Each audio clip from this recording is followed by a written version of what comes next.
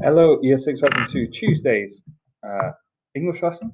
So today you're looking at summarising the main events in a story. I want you to be able to retrieve key events from a text, sequence events in the order they occurred, and understand how the events have affected the characters over time. As with us, big events in our lives do impact on us. So we're well on through the book. I'm going to read 2 more chapters to you today. But as I'm doing this, and once I've finished reading, I want you to think about what are the main events that have taken place throughout the story. If you want to look back at previous chapters, they are on Seesaw, you certainly can do.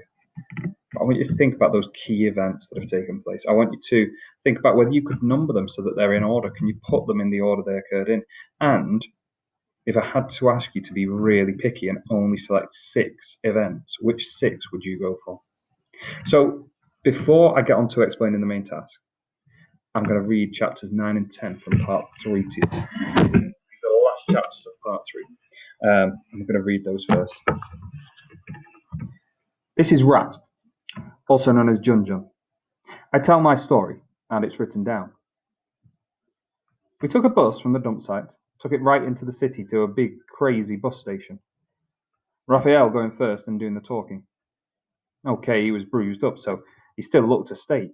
But when you look like me, you can't even get a ride very often. Not when you're alone. You get kicked off like you're a curse. So he led the way, but I was steering, hiding my ugly face till we were squeezed on up the back. Of course, when we got to the stand, we found out that the buses, Zapanta's land, went from a different place. So we jogged a couple of miles and caught a big red one. Under bridges, over bridges, me by the window looking out over the freeway past some shopping mall the size of a town with a great big sports stadium where they were going to have some great big boxing match. Pictures of the fighters and scaffolds grinning down like giants. People getting up and people getting down, running for the bus, and the ticket boy banging the sides, screaming. Then in 2 hours we were free and running out into the fruit fields in the sun. We went high up a hill and then came down into a valley, and it felt good to be getting so far away. I could feel Raphael relaxing too, and we were humming to the music and playing with some sweet little kid on the seat in front of us. We even got a nice view of the city because Green Hills is right by a very pretty stretch. The rich all love a bit of the sea, don't they? And it sure smells nicer than the sludge and stuff we call Bahala. Then the driver stopped by a huge set of gates and whistled to us. People watched us getting down, and I said goodbye to them all, shaking hands for fun, them thinking I was a mad kid, being taken out by a friend, so smiling back. I was laughing when we hit the ground, and I took care that we moved on straight away, though I took a big look at the gatehouse. I wasn't going to let Raphael keep still, because I knew he was scared of everything, and if I let anything happen, Garda would probably just cut my head off with his hook. 2 guards by the gate looked right at us, and I felt him tense up, but we were gone. Me first, him right behind, holding my hand. I saw a guard with a dog just inside, and there were 2 with machine guns. There was a big pole to stop traffic getting through up the drive, and spikes off the road in case, anyone tried it. The road stretched off into the distance, and all the trees and grass were like a park, like paradise. Like Mr. Vice President had bought up paradise and got his boys on the door in case anyone, came wanting a piece of it. We ran, me laughing, like we were just kids out having fun. Little kids that nobody gets suspicious of. And we kept going, following the walls. We came to another gatehouse soon, just as grand, with big metal gates tight shut, and we kept on going. I guess there'd be cameras somewhere, but the only ones I'd seen so far were at those gates. So I was more hopeful. I was pretty sure we could get into the grounds if we wanted to, just by hopping up a tree. How close we'd get to the house was another thing. And why would our souls be singing? Maybe it was on fire, and the fat man's bum was roasting like a pig. That would be a thing to see. Anyway, that's when Raphael stopped, out of breath and sick suddenly. He pulled me back and said, "Is this such a good idea?" What? I just pretended not to understand, trying to get him on again. "Is this a good idea, Rat, if anyone sees me?" I put my arm right round him and pushed him to the side. "Who's going to see you?" I said. "You're asking this now, spending my money, and all you want to do is go home?" "Well, I'm just thinking." He was trying to be calm, but he was sweating bad. "What are we going to find out? Are we going to do? Well, all we're going to do is get ourselves chased and maybe even thrashed. We've been chased before, Raphael. They don't catch us. This is someone big, though. You saw the size of that dog." "Well, they're for show. They're all lazy." "We've seen the place," he said. "We can see what kind of place it is." I trotted on to a tree. I felt I had to keep him moving, so I pulled him towards it. "Just follow," I said. "You're braver than me. We can do this." I got up the trunk and hauled myself higher. Raphael followed, thank goodness, and soon we were up in the leaves looking way over the fence into the promised land. I did Bible study at the mission school, and it was helping me now. I felt like Moses. We eased out onto the thinnest, longest stem that could take our weight and dropped easily onto the grass, rolling onto our feet. Then we were running again, towards a little cluster of trees. Coming through them, past a little pond, we found ourselves on what I knew was a golf course, with nice little lawns and a flag and a little sandpit for the kids. There was nobody around, but water sprinklers sprinkling. To keep the grass looking so fresh and green, you wanted to roll in it. We kept low and we tried always to be in the cover of the rising ground if we could, but we saw nobody. Soon we got to a line of huge trees, whose branches came down low. They were brushing the grass, and it was a good place to be. It was cool, and we were hidden. We were squeezing through to the other side and looking out. That's when we saw it. Raphael said, "Boy." I just looked at it, lost for words. "How many people live there?" he said.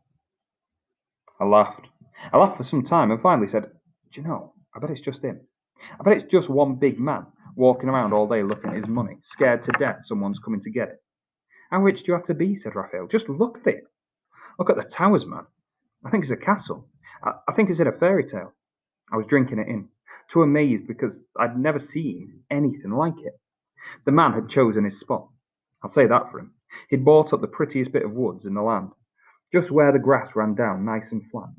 He'd built himself a palace for the king he thought he was. It was all black and white wood, like stripes and crosses, with so many windows you wouldn't want to count them, let alone clean them. It was all stacked up in layers, and there was a golden dome in the middle, catching the sun. Like halfway through, the builders had said they ought to try making a cathedral just for the fun of it. At each end stood a tower with battlements, and our country's flags were waving proudly, and everywhere else were fussy little spires of statues. There was a great big fountain too, jetting up right in the front, shooting up even now in the dry season with nobody to look at it except us. As we watched coming up the drive, we saw a police car, and then just behind us, just as we drank it in and wondered, a low voice very close said, "What are you wanting, boys?" I cried out and swung round, but poor old Raphael was just running. He ran straight out onto the grass and then stood, not knowing what to do, like some kind of stranded cat. I held my ground and shouted, "Stop, it's okay." Sometimes you just know well, there's no danger in a split second, and I knew the main danger was Raphael getting seen in the open. The man's voice was calm. The man who'd spoken wasn't angry with us. He was under a nearby tree just back from ours, and we simply hadn't seen him. He hadn't even meant to scare us. I was sure of that. He was crouching so low and still that we'd gone right past.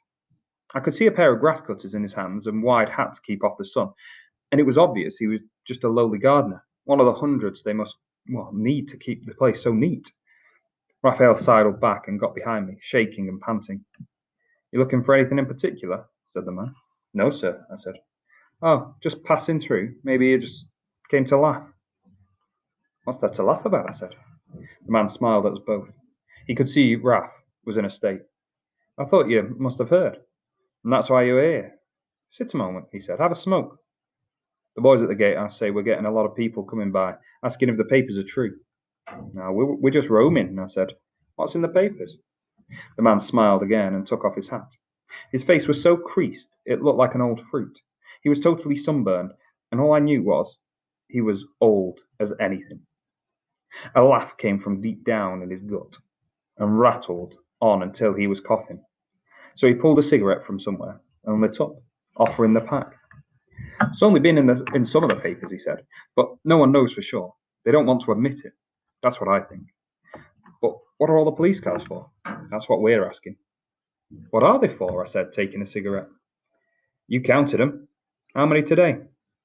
7, I said, shading my eyes. There were 7 cars round the fountain. Yesterday there were 12. Day before that, 16, and the president was dropped in by helicopter. He started to laugh again. I passed a cigarette to Raphael and we huddled back in the shade. Those police down there, fooling about, walking in the big man's house. I don't know why. It's all over, as far as I can see. The show's over, so what's there to do? I guess they're standing around, all asking the same questions. You know, who lives here, don't you? You know who you're visiting. Yeah, I said. The senator. The gardener was smiling at us wider than ever, with his head on one side. I worked here 22 years, he said. Spoken to him twice. First time I said yes, sir, and the second time I said thank you, sir. He's the fattest man I ever saw, too. They had to get a car sent back and made bigger for him. I'd get sick on the food he throws away. He coughed and smoked deeper. You know, I wish I could go inside. I want to go in there and hear what they're saying. I can guess, though. It's not hard to guess, maybe. About what? I said again. What happened there, sir? He must be working hard, covering it all up, trying to save his face. He'll spend anything not to look a fool. I said nothing then. Let him tell it, I thought. He's going to it. Raphael was right behind me, listening close, and the smoke was calming him. The old man closed his eyes and sucked on his cigarette. It does me good, he said, just to think about it. Think all those policemen are standing around, all very polite, and saying, Sir, tell us again, how did you let your houseboy walk out the door with $6 million? He laughed loud and long, and Raphael started to smile too. So did I. $6 million, the man said at last. Picked them up, took them out the door. You know how he did it? We both shook our heads, smiling wider. Felt good just to see the old man having such a fine time remembering it. Everyone here knows, he said, but the papers don't have anything. They don't have the whole story yet. It was the boy they trusted. What did he do?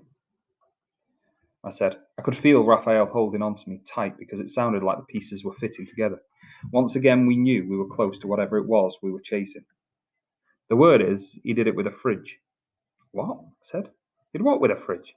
You're saying $6 million? What? That's what the guards say, he said. One of the maids as well. Their name's in the papers, but they won't say what he did. They won't say why they killed him either. The old man spat on the grass. Well, he was the houseboy here. Worked here. I don't know. Not as long as me, but long. I knew him to talk to, smoke away with, and he was a nice enough boy. What I hear is that a little while back he gets told to buy a new fridge. The old one's dead, and the man needs a fridge for that food. So the boy orders one, and the men deliver. The boy says, take the old one with you, please. Fair enough, it's got to go. It's just junk to the senator. These delivery men, well, they have no objections. There'll be parts they can sell, so they load it up and the boy rides, with them in the truck. With the gate pass. Chats with the guards, laughs, cool as cool. All on camera, so they say the fridge all roped up in sheets. But he doesn't get down. He stays on the truck to show them a shortcut. Then he stays all the way. Says he wants the fridge for himself because, well, he knows he can make something on it. So he gives them 2,000 pesos to set it down just where he wants it. And that's good money. Nobody's making problems with that kind of money. Some graveyard, they say. Not even a house. And that's the end of the trail. He's never seen again. He'd put the money in the fridge, I said. The gardener was laughing again. It's what everybody thinks. $6 million in a broken fridge. He nodded at the house and the police cars. And they're just standing around, I bet. No idea where it's gone. What a boy. Just wish I'd got to shake his hand. He stopped smiling. How did they get him? I said. I don't know. The papers don't say. Threw his cigarette into the grass. I know he had a little girl, so they could have traced her, maybe. Raphael spoke for the first time. His name was Jose Angelico, wasn't it? He said. The old man looked up and stared, and then he nodded. You read about her? You know they found the fridge. I guess they're asking where he put the cash. It's what they want. I tell you, boys. Hope he gave it away before they killed him. because I believe that guy in there, he's been stealing for years. Stealing even from me and you. Can you believe that? He was shaking his head.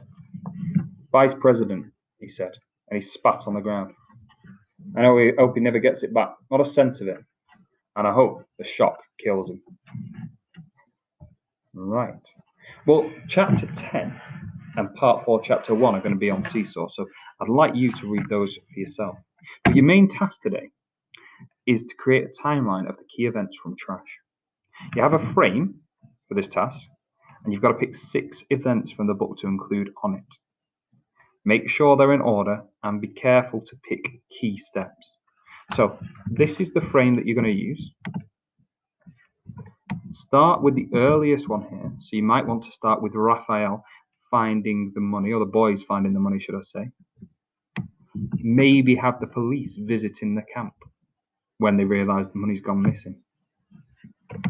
You could include somewhere Raphael getting arrested and beaten up by the police. You might want to include the boys' visit that we've just read in chapter 9. But think carefully. It's the 6 events that have happened so far. You don't need to worry about what's to come. Okay? 6 events, 6 sentences. Pick carefully. Right, thank you for joining me. Don't forget to read the rest of the chapter yourself and upload any work to Seesaw if you can.